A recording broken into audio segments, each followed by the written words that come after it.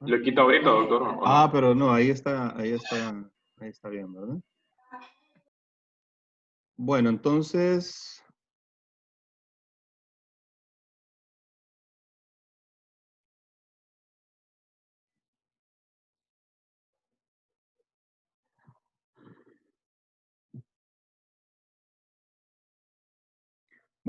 aquí tenemos el colesterol. ¿Recuerdan ustedes, verdad? El colesterol dentro de las células, dentro de las células que van a sintetizar hormonas esteroideas, claro está, ¿verdad? Entonces, diferentes células sintetizan diferentes hormonas esteroideas. En el testículo, las células de Leydig sintetizan testosterona. En la corteza suprarrenal se sintetizan varias hormonas, ¿verdad? Pero especialmente el cortisol y también la aldosterona. En el ovario también se sintetizan estrógenos y progesterona. En la placenta, estrógenos y progesterona, etcétera, ¿verdad? Entonces, cada órgano va a producir sus propios esteroides.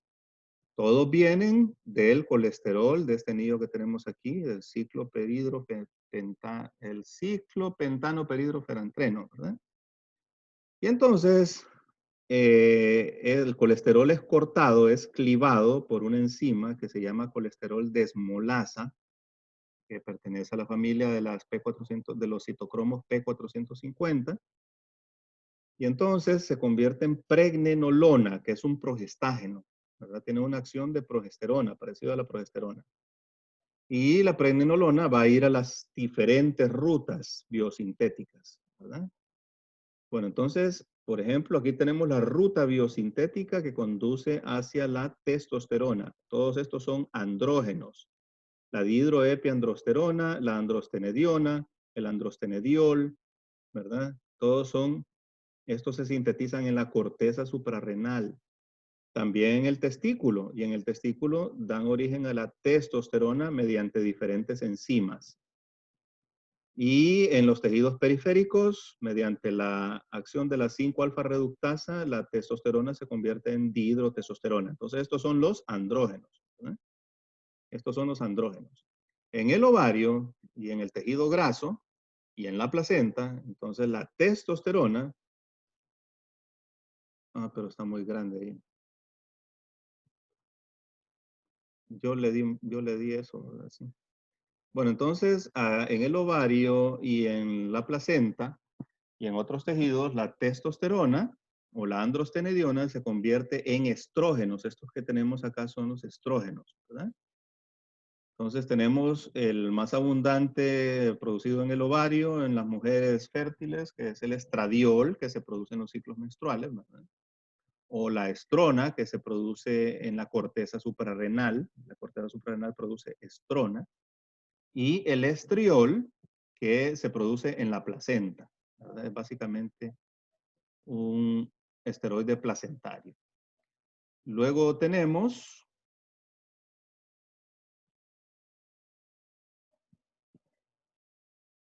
vamos arriba,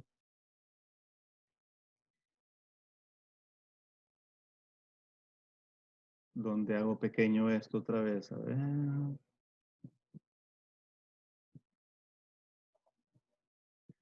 Luego tenemos, ¿verdad? Aquí tenemos los progestágenos, la progesterona, que ya saben que se produce en la placenta y se produce en el ovario también, ¿verdad?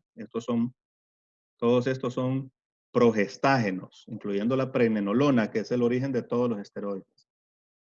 Bueno, entonces los progestágenos se convierten, esta enzima es importante, quiero que se la aprendan bien, ¿verdad? La 21-hidroxilasa. Porque los progestágenos se convierten luego en glucocorticoides. ¿Ven por acá en esta vía? Se convierten en los glucocorticoides como el cortisol. Es una hormona esteroidea importante, muy importante.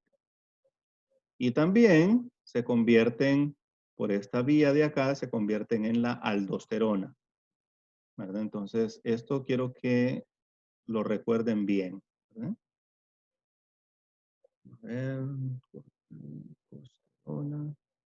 Entonces, esto quiero que lo recuerden bien. Y tenemos la 21 hidroxilasa y la 11 beta hidroxilasa. Estas apréndanselas aquí donde están, ¿verdad? lo que determina la síntesis de cortisol. Bueno, entonces eso es lo que quería que vieran. Ya puede quitar el compartir, ¿verdad?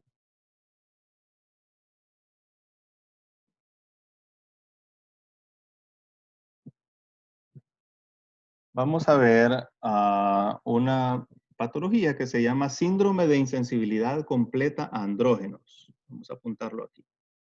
Síndrome de insensibilidad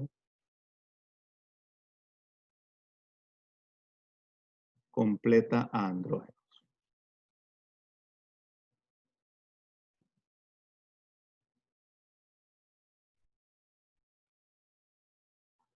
Bueno, ¿cómo actúan los andrógenos como la testosterona? Recuerda, ya vimos cuál es la acción de la testosterona.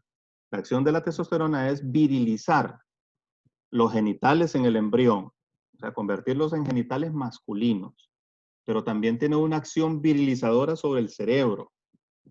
Y cuando llega a la pubertad, determina los caracteres secundarios, o sea, los caracteres sexuales secundarios, como por ejemplo mayor musculatura, un timbre de voz más grave, ¿verdad? Esos son caracteres sexuales secundarios.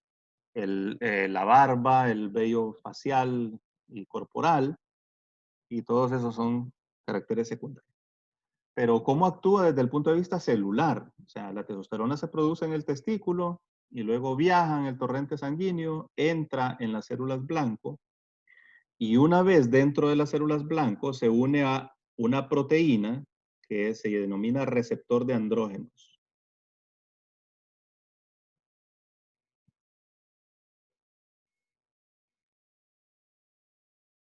Receptor de andrógenos. El receptor de andrógenos, el gen del receptor de andrógenos está codificado en el cromosoma X. Entonces, digamos, aquí tenemos la célula. Entonces, las moléculas de testosterona entran a la célula, ¿verdad? Entran a la célula las moléculas, y una vez dentro se unen al receptor de andrógenos, que es la proteína, y entonces al unirse a la proteína sufre un cambio conformacional que le permite unirse al ADN, se va a unir al ADN, a unas regiones del ADN que se denominan elementos de unión al andrógeno. Así se llaman, elementos de unión al andrógeno.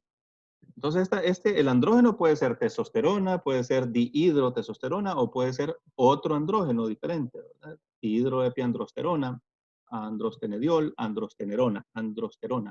Todos esos son andrógenos. Entonces, cualquiera de esos se puede unir al receptor, unos con más avidez que otros. Ya vimos que la dihidrotestosterona es más potente que la testosterona, se une con más afinidad al receptor. Bueno, entonces esta proteína creo que tiene 5 tiene 5 exones, entonces 5 exones que codifican para varios dominios, creo que son 4 dominios, no estoy seguro, ¿verdad? Tenemos que repasar eso. Entonces, de esos dominios, 3 dominios son importantes, que son el dominio de unión al ADN, el dominio de unión al andrógeno y el dominio de transactivación. Son los 3 dominios importantes. ¿Verdad? Las mutaciones que arruinan este gen completamente, o sea, pueden ser mutaciones de cambio de marco de lectura o mutaciones sin sentido, ¿verdad? Ya saben ustedes cuáles son todas esas mutaciones, ya conocen la terminología. Entonces, esas mutaciones severas pueden descomponer ese receptor de andrógenos y determinar un síndrome de insensibilidad completa a andrógenos.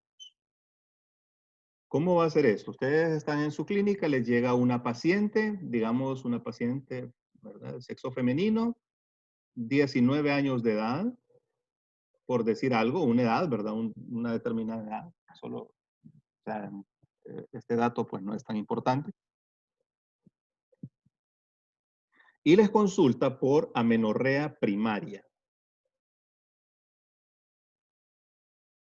Y les dice, doctor, fíjese que tengo un problema que la menstruación, yo tengo 19 años y no me viene la menstruación. Bueno, entonces eso se llama amenorrea primaria. La amenorrea es o sea, falta de menstruación y puede ser primaria o secundaria. Cuando es secundaria es cuando alguna vez vino la menstruación, pero en alguna época de la vida se suspende por alguna razón. El embarazo, por ejemplo, es una causa de amenorrea secundaria y puede haber otras causas también. La amenorrea primaria es cuando nunca le ha venido la menstruación, nunca ha menstruado. Eso se llama amenorrea primaria. Bueno, entonces ustedes inmediatamente piensan en las causas de amenorrea primaria, ¿verdad? Por ejemplo, podría ser un himen imperforado que tenga toda la sangre en el canal vaginal, ¿verdad? Un hematocolpos. O puede ser una disgenesia gonadal, ¿verdad? Una disgenesia gonadal con retraso de la pubertad. Podrían ser varias cosas, ¿verdad? Entonces ustedes piensan en todas las posibilidades. En el interrogatorio le hacen el heredograma y el heredograma le sale más o menos así. Entonces, vamos a ver. Le sale así.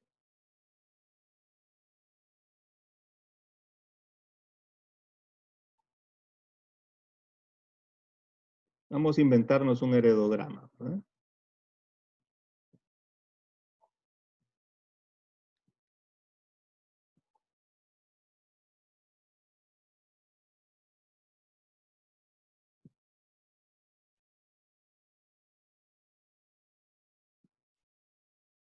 Y entonces, este está sombreado, esta señora lo padeció y ella lo padeció también.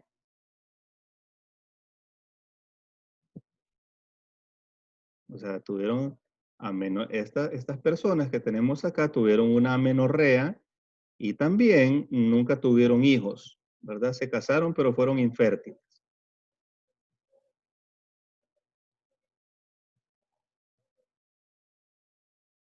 Entonces vamos a seguir por acá.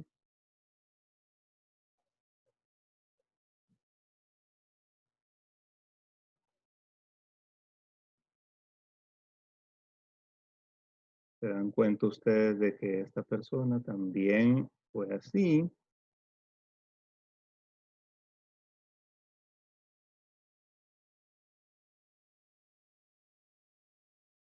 Y esta persona es la que les consulta.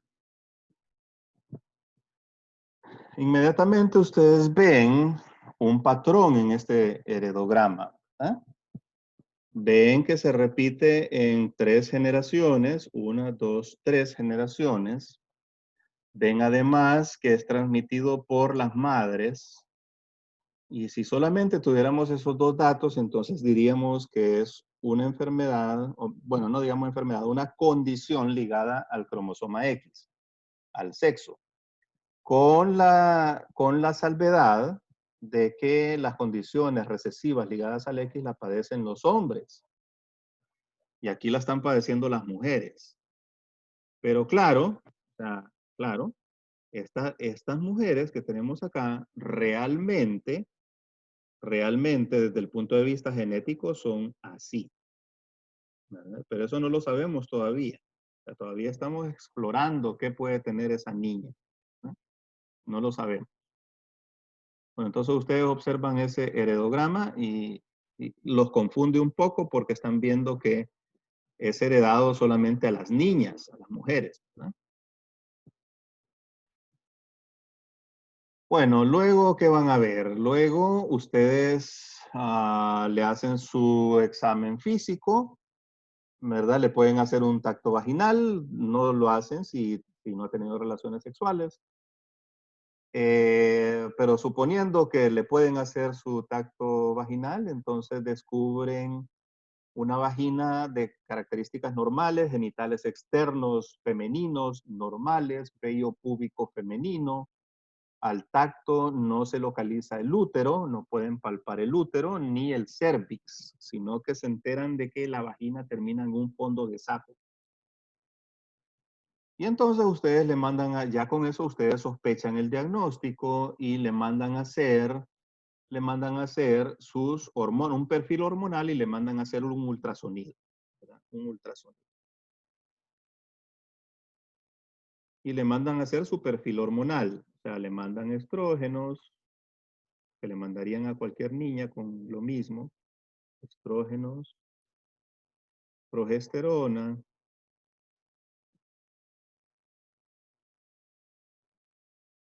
También le mandan a hacer hormonas gonadotróficas, LH y FSH. Y le mandan a hacer también, por cualquier cosa, le mandan a hacer testosterona. Y más que todo porque sospecharon el diagnóstico ya, testosterona.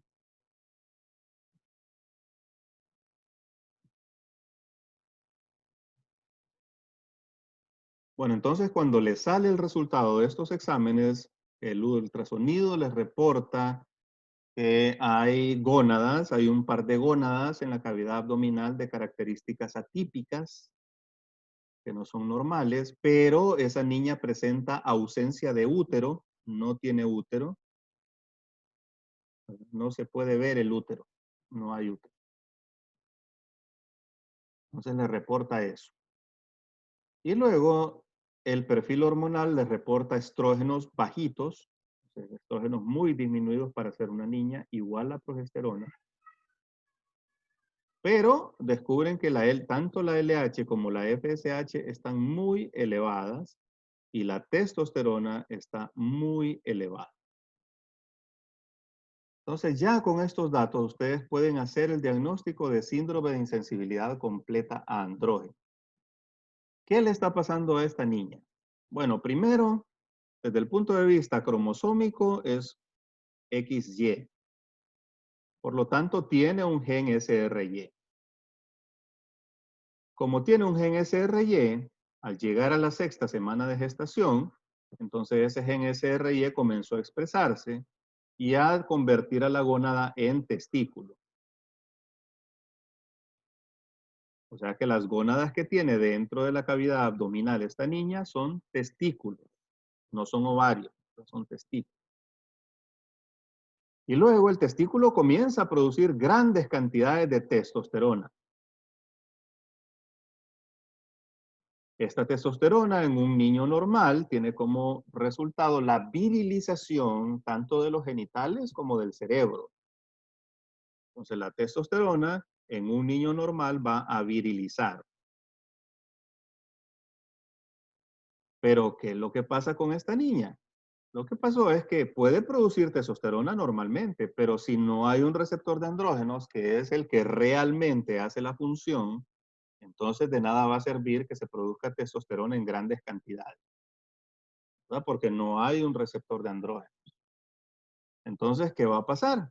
Los genitales, ¿recuerdan ustedes los genitales externos de qué estructuras vienen? De la escotadura labio-escrotal y el tubérculo genital. Y esos se parecen a los de una niña, ¿cierto? Si no hay acción de la testosterona ni la dihidrotestosterona, entonces estos genitales van a quedar femeninos. ¿Y cuáles son los genitales externos femeninos? Bueno, es las estructuras de la vulva, ¿verdad? Los labios mayores, los labios menores, el introito, y también los 2/3 inferiores de la vagina. Los 2/3 inferiores de la vagina, todas esas estructuras vienen del seno urogenital, ¿recuerdan? Entonces, eso es lo que van a tener, ¿verdad? Los 2/3 inferiores de la vagina. Es suficiente, ¿verdad? Es suficiente. Bueno, luego, ¿por qué no tiene útero? No tiene ni útero ni trompas de falopio. Porque tiene testículos. Y los testículos, las células de Sertoli, producen hormona antimülleriana. Y la hormona antimülleriana entonces va a deshacer los conductos paramesonéfricos o de Müller, que son los que forman los genitales internos femeninos, o sea, el útero, las trompas de falopio y el tercio superior de la vagina. Entonces esta niña no va a tener todo eso. O sea, lo que va a tener son 2 testículos en la cavidad abdominal y sus genitales externos de niña normales. En la exploración física ustedes encontraron una niña normal, ¿verdad? eh, incluso con formación mamaria, con cierta formación mamaria, alguna formación mamaria. ¿Por qué? Porque en ausencia, fíjense bien, todos los seres humanos producimos estrógenos y progestágenos en la corteza suprarrenal, ¿verdad? Entonces, producimos pequeñas cantidades, ahí en la corteza suprarrenal. Entonces, estos estrógenos de la corteza suprarrenal van a hacer que haya formación mamaria. En los hombres no, porque en presencia de testosterona, la testosterona es más potente que estas hormonas, entonces inhiben la formación de mamas. Pero en ausencia de acción de la testosterona, entonces los estrógenos, los poquitos estrógenos que produce la corteza suprarrenal son suficientes para que haya una formación mamaria, ¿verdad? No es que va a tener mamas grandes, pero va a tener algo de formación mamaria. Y luego, ¿por qué tenemos la LH y la FSH elevada en esta niña? Por lo siguiente. Ahorita les explico. Cuando ustedes vean su fisiología, van a ver que hay una glándula que se llama hipófisis. Esta es la hipófisis. Se encuentra en la base del cráneo, ahí en la silla turca. Bueno, no han llevado anatomía, solo se los estoy diciendo, ¿verdad?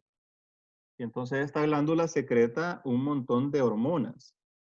Entonces, dos de esas hormonas son la folículo estimulante y la luteinizante. En el hombre, la folículo estimulante y la luteinizante van a estimular el testículo. La LH va a estimular a las células de Leydig para que produzca testosterona. Y la FSH va a estimular las células de Sertoli para que promueva la espermogénesis. Pero la testosterona va a actuar sobre la hipófisis, inhibiendo la secreción de FSH y LH. Esto se llama ciclo de retroalimentación negativo. Y estos ciclos de retroalimentación negativos están presentes para controlar los niveles hormonales, para que no se suban mucho.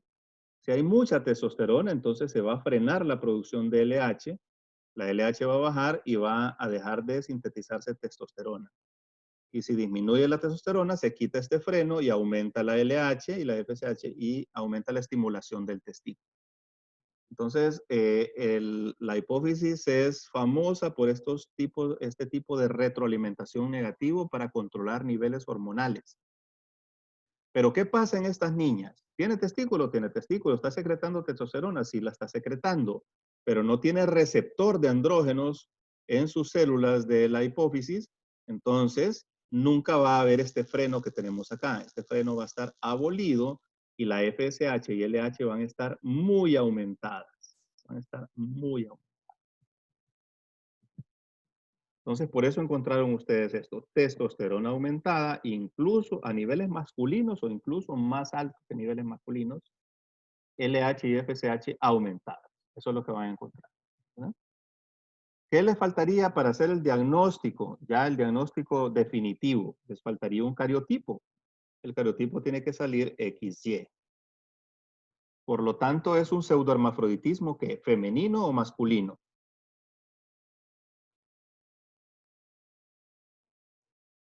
¿Qué tipo de pseudohermafroditismo sería este?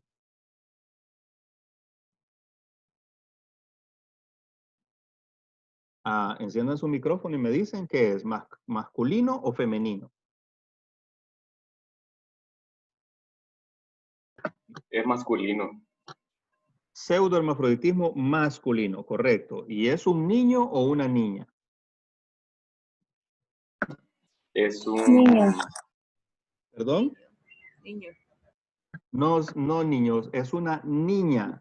Es una niña, porque para nosotros, ¿cuál va a ser el sexo más importante? El sexo psicológico, ¿cierto?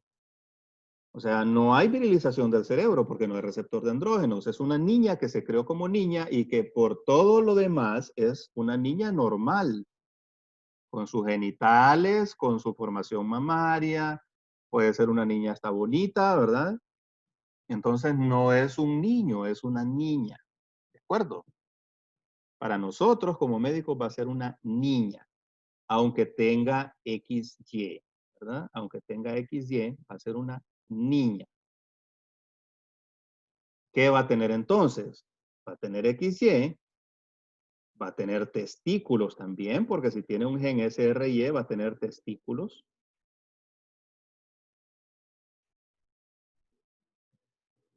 ¿Verdad? Eh, pero la testosterona no va a estar haciendo absolutamente nada. ¿Qué van a hacer entonces una vez que ya tienen el diagnóstico? ¿Verdad? Entonces ustedes proceden a varias cosas. Van a hacer la consejería genética. Porque las hermanas de las tías, perdón, las tías de esta persona, otros familiares, si tienen, si han heredado es el gen X anormal, o sea, el gen X que tiene malo el receptor de andrógenos, el gen del receptor de andrógenos, entonces esas mujeres que son heterocigotas, que tienen un gen bueno y el otro malo, van a tener un 50% de chance de heredarle a sus hijos XY este gen y que por lo tanto tengan la condición. Y también las hijas de ellas van a tener un 50%, las hijas normales que sí menstruan, ¿verdad? Van a tener un 50% de probabilidades de ser portadoras y de tener hijas con la condición. Entonces ustedes para esto necesitan ese diagnóstico para hacer la consejería genética. Una vez que ya saben que es una enfermedad recesiva o una condición, mejor dicho, una condición recesiva ligada al cromosoma X, entonces ya pueden hacer la consejería genética. Y claro, le van a decir a la niña, le van a explicar con tacto, ¿verdad? ¿Qué es lo que está pasando? Le van a decir que, bueno, ¿se puede casar la niña? Sí se puede casar, pues, o sea, por todo lo demás es normal, ¿verdad? Lo único que va a ser infértil. Y la otra cosa importante en esta condición es que hay que hacer una orquidectomía, hay que quitar los testículos. Los testículos están dentro de la cavidad abdominal, ¿cierto? Bueno, es que sucede algo. Para que el testículo sea funcional, para que haya espermogénesis normal, la temperatura tiene que estar baja, entre 34, 35 grados centígrados. Entonces, en estas temperaturas hay una espermogénesis normal. Y eso se da en los testículos cuando están en el escroto. Pero cuando los testículos están en la cavidad abdominal, están a 37 grados centígrados. A esta temperatura no hay espermogénesis. Entonces, no hay una espermogénesis, no hay espermatozoides saludables, viables, ¿verdad? Además de que la espermogénesis necesita un poco la testosterona también, necesita pequeñas cantidades de testosterona para que se dé eficientemente. Si no hay un receptor de andrógenos, entonces no va a haber tampoco espermogénesis. Por lo tanto, no producen espermatozoides, ¿verdad? Eh, Eso aunado con los niveles elevados de LH y FSH, LH principalmente, FSH principalmente está estimulando fuertemente el testículo, las células de Sertoli, ¿verdad? Para que haga la espermogénesis, pero no puede.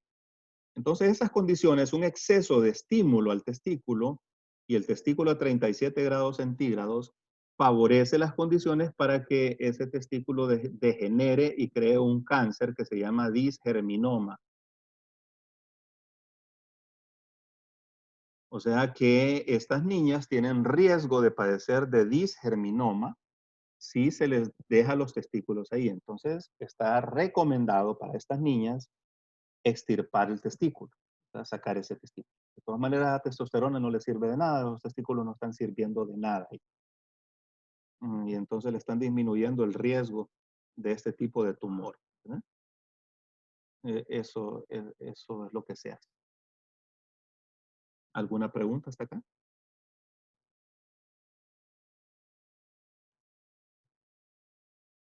No,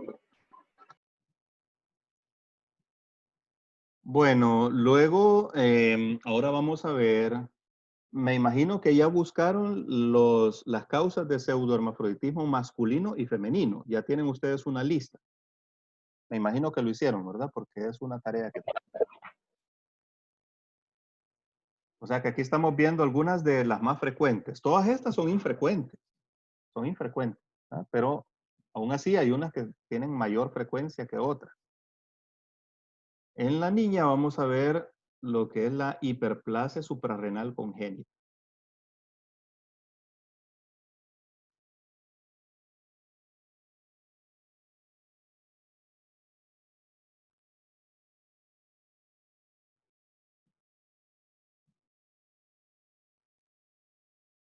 Bueno, entonces la hiperplasia suprarrenal congénita es una patología autosómico recesiva.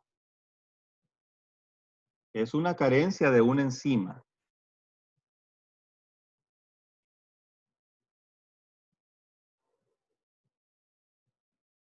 Ok, escribe recesiva. Entonces, hay una carencia de una enzima en la mayor parte de los casos, es la 21 hidroxilasa. Miren ahí en el dibujito que sintetiza la 21 hidroxilasa. Y en los casos restantes, el problema es en la 11 beta hidroxilasa.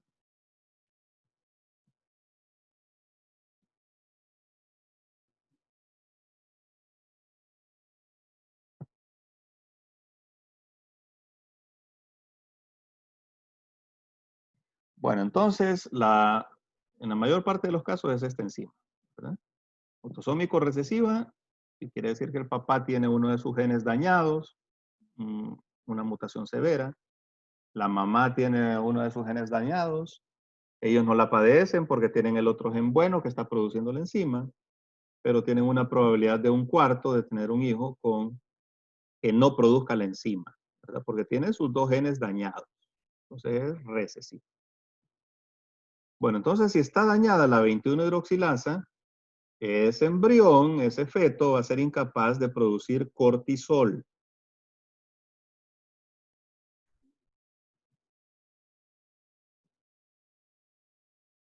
Entonces no va a producir cortisol. Y tampoco va a producir, no va a producir aldosterona. Aldosterona.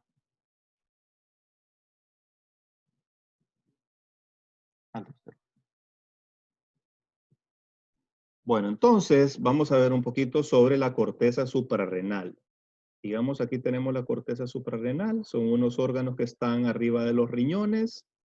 Tienen dos partes. La médula suprarrenal. La médula siempre es la parte interna que sintetiza noradrenalina. Y la corteza suprarrenal, que ya saben ustedes que sintetiza esteroides, principalmente el principal esteroide de la corteza suprarrenal es el cortisol. El cortisol.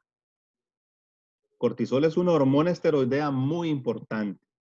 Está involucrada, tiene dos tipos de funciones. Un tipo de función es sobre el sistema inmune y la otra función que tiene es sobre el metabolismo. Entonces, el cortisol ayuda principalmente a mantener la glicemia. Si no hay cortisol, entonces los niveles de azúcar disminuyen hasta que la persona muere. Entonces, el cortisol es sumamente es esencial para mantener la glicemia en valores normales. Bueno, entonces, si la persona no produce 21-hidroxilasa, ese embrión no va a producir cortisol. No va a producir cortisol, no tiene cómo producir cortisol. Pero entonces vamos a ver cómo se controla la producción de cortisol. Y vamos de nuevo a la hipófisis. De nuevo la hipófisis, ¿eh? La hipófisis secreta una hormona denominada hormona adrenocórtico-trófica, ACTH. Hormona adrenocórtico-trófica, la ACTH. El gen de la ACTH es muy interesante y creo que ya lo vimos anteriormente cuando miramos los melanocitos, porque este gen, el gen que es de donde sale esta hormona, es el gen de la proopiomelanocortina. Proopiomelanocortina. ¿Y por qué tiene este nombre? Por las hormonas que se desprenden de este gen. Este gen sintetiza una proteína grande y esa proteína se parte en pedazos y cada pedazo es una hormona diferente. Entonces, por eso se llama proopiomelanocortina. Opio porque produce endorfinas, la beta endorfina, la gamma endorfina, ¿verdad? Melano porque produce hormona estimulante de melanocitos. Y cortina porque produce ACTH. Y produce otras hormonas también, la lipotropina, por ejemplo, ¿verdad? Entonces produce varias hormonas. Y luego se cliva y uno de los pedazos es la ACTH. La ACTH va a ir a la corteza suprarrenal para estimular, ¿verdad? Lo que hace la ACTH es estimular la corteza suprarrenal para que el colesterol entre, ¿verdad? O sea, aumenta la expresión de la colesterol desmolasa, que transforma el colesterol en pregnenolona y también aumenta la 21-hidroxilasa y la 11-beta-hidroxilasa que conducen a la biosíntesis de cortisol. O sea, aumenta prácticamente todas esas hormonas que conducen a la biosíntesis de cortisol. Bueno, entonces, en estos niños, como no hay 21-hidroxilasa, no se va a producir cortisol. El cortisol en las personas normales va a ir a al hipotálamo, a la hipófisis, perdón, y va a inhibir la secreción de ACTH. Este es el ciclo de retroalimentación negativo, ¿verdad? Para que la ACTH no aumente demasiado. Entonces, y por ende el cortisol no aumente demasiado, se mantenga dentro de límites normales. Y estos límites normales se consiguen mediante este freno que tenemos acá que se llama retroalimentación negativa, ¿verdad? Esto disminuye la ACTH, al disminuir la ACTH disminuye el cortisol, se quita el freno, aumenta la ACTH y el cortisol se mantiene en ciclos, ¿verdad? En ciclos. Pero no se sale de esos niveles normales. Para eso es este control que tenemos. Bueno, entonces, como estos fetos no están produciendo cortisol, ¿cómo va a estar la ACTH? Va a estar elevada, ¿cierto? Porque no va a estar este freno. Si no hay cortisol, no se frena, la ACTH va a estar elevadísima. La ACTH va a estimular la corteza suprarrenal y entonces la corteza suprarrenal, en las cortezas suprarrenal va a haber una hiperplasia, que es aumento de las células, aumento del número de células acá, ¿verdad? Y crece, crece. La glándula crece porque la ACTH está obligándola, ¿verdad? A producir, pero no puede producir cortisol, ¿verdad? No puede producir cortisol. Entonces, por mucho que la obligue, lo único que va a hacer es lograr que la glándula crezca y que además crezca la cantidad de pregnenolona que está en esa glándula. Pero como la pregnenolona no se puede ir a la ruta biosintética del cortisol, ¿para dónde creen ustedes que se va? ¿Para dónde creen que se dirige ese exceso de pregnenolona? Se dirige hacia abajo, hacia la síntesis de testosterona. Entonces, en lugar de producir cortisol, esta glándula va a comenzar a producir testosterona. Y entonces esa testosterona, ¿qué va a hacer? En el embrión femenino, ¿verdad? En el embrión femenino, ustedes ya saben que la testosterona determina la fusión de la escotadura labioescrotal y el crecimiento del tubérculo genital.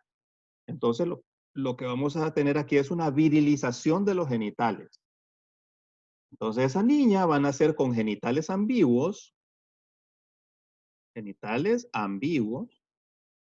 o puede ser que nazca con genitales casi que masculinos, ¿verdad? Que haya un cierre completo de la escotadura labioescrotal y que le crezca el tubérculo genital y que forme un pene, ¿verdad? Entonces, que casi completo los genitales masculinos.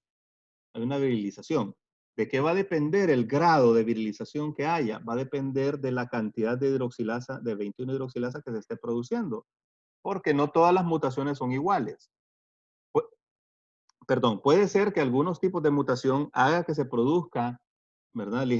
Cantidades pocas de 21-hidroxilasa y el resultado no va a ser tan severo, ¿verdad? Entonces, eso depende, eso va a depender de la cantidad de 21-hidroxilasa que produce esa niña. Al nacer, entonces, vamos a tener varias cosas. Vamos a tener una niña que va a hacer una hipoglicemia y que se va a morir rápidamente si no la diagnosticamos. ¿Por qué no se muere intraútero? ¿Por qué no se muere en la etapa fetal? Porque en la etapa fetal la madre le está proveyendo la glucosa que necesita. Y además la madre también tiene cortisol, ¿verdad? Entonces tiene algo de cortisol y entonces ese cortisol puede pasar por la placenta, ¿verdad? Entonces, algo es algo, ¿verdad? Tiene un poquito ahí de cortisol. Entonces no es mucho, pero es algo, ¿verdad? Pero no lo necesita mucho porque la glicemia se la provee la madre directamente. O sea, la madre no baja la concentración de glucosa, ¿no? Entonces, todas las acciones del cortisol las provee la madre. Pero cuando nace, entonces no va a haber cortisol en absoluto y esa niña va a morir, ¿verdad? Entonces, para que esta niña no muera, se le tienen que poner esteroides exógenos, o sea, hormonas parecidas al cortisol. Hay muchas hormonas parecidas al cortisol que utilizamos que tienen un amplio uso en medicina. En medicina se utilizan mucho las hormonas esteroideas para varios fines, como antiinflamatorio, como inmunosupresor, y tienen un amplio uso, ¿verdad? Entonces se le da un suplemento hormonal, ¿verdad? Entonces, por ejemplo, dexametasona es inyectado, pero cuando ya puede tomar oral, pues entonces se le puede cambiar a prednisona, que es por vía oral, y se le da su esteroide, ¿verdad? Para que sobreviva, para que viva una vida normal. En los niños, pues no va a causar esto, no va a causar un pseudohermafroditismo, pero el exceso de testosterona en los varones puede crear en los niños, ¿verdad? En los niños varones puede determinar que haya una pubertad precoz, porque los niños no producen testosterona. Ya vimos, el embrión y el feto sí produce testosterona en grandes cantidades, pero una vez que nace, como la LH y la FSH están disminuidas en los niños, entonces el testículo deja de tener el estímulo. Intraútero, el testículo es estimulado por la gonadotrofina coriónica humana, pero una vez que nace, no hay LH, no hay FSH, entonces no se produce testosterona. Pero en estos niños sí se va a producir testosterona. ¿Quién va a producir testosterona? La corteza suprarrenal y puede haber una pubertad precoz. Entonces, pubertad precoz en los varones y una ambigüedad genital, ¿verdad? Un pseudohermafroditismo en las niñas. Entonces, estas niñas van a ser XX, un pseudohermafroditismo femenino.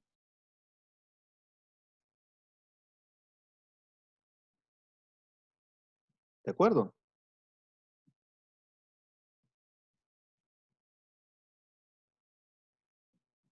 ¿Alguna pregunta hasta acá?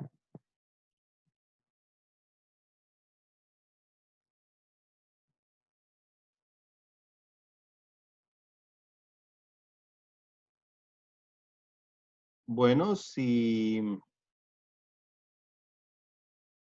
no hay preguntas, ¿todo claro? Sí, doctor. Bueno, entonces si no hay preguntas, nos vemos hasta mañana. Tenemos pendiente, déjenme terminar la grabación.